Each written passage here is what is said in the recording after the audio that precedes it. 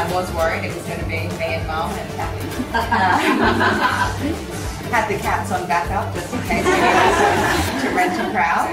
This is an area I think where everyone really cares about the environment, but everyone's scared to say that they're green because it's been a blue seat for a very, very long time. But I mean, based on the percentage, there's quite a few people here who want to have more of a green voice in the government.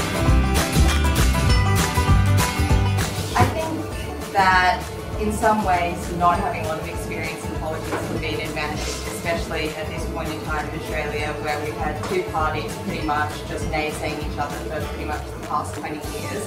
And it'd be good to have someone come in who isn't jaded by that, who hasn't gone through like years and years of political machinations to get to the top, and honestly someone who can bring a bit of naivety and a bit of just kind of hope towards the government and to be a bit idealistic. And I think I can bring all that along with having a background in law, which makes me very aware of the realities of how hard it is to bring policy into being. And so I am realistic, but I think that I'm also inexperienced enough that I can bring a lot of good and fresh ideas to the government. I would really like to see the licenses for coal seam gaslighting revoked, even if it doesn't happen across the whole state, at least in the coal mining that's happening within the water catchment areas just needs to stop, because the best resource Australia has is that we have a clean environment. We don't really have anything left to sell to the rest of the world, and we're going to have to eventually become a little bit more self-sufficient. And if we can keep our environment clean, that's the thing that's going to keep us safe in the future.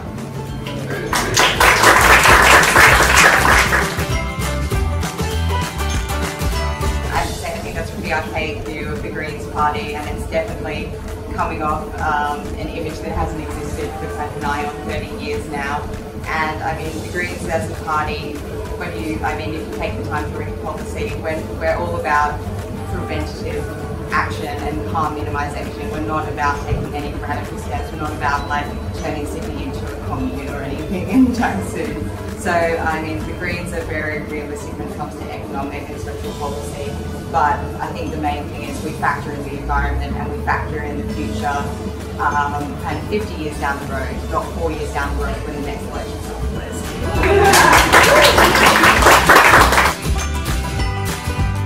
It's not something that's going to be solved overnight, that's the main thing. It won't be the answer to suddenly add a few more lanes to the spit bridge.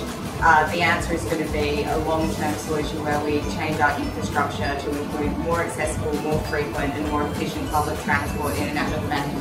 And that means, you know, at the moment our ferries are all privatised, which makes it incredibly expensive for local people to use them if they want to access the city, and it becomes something that only tourists use. So we're left to use buses which are currently running really inefficiently through gridlocked roads.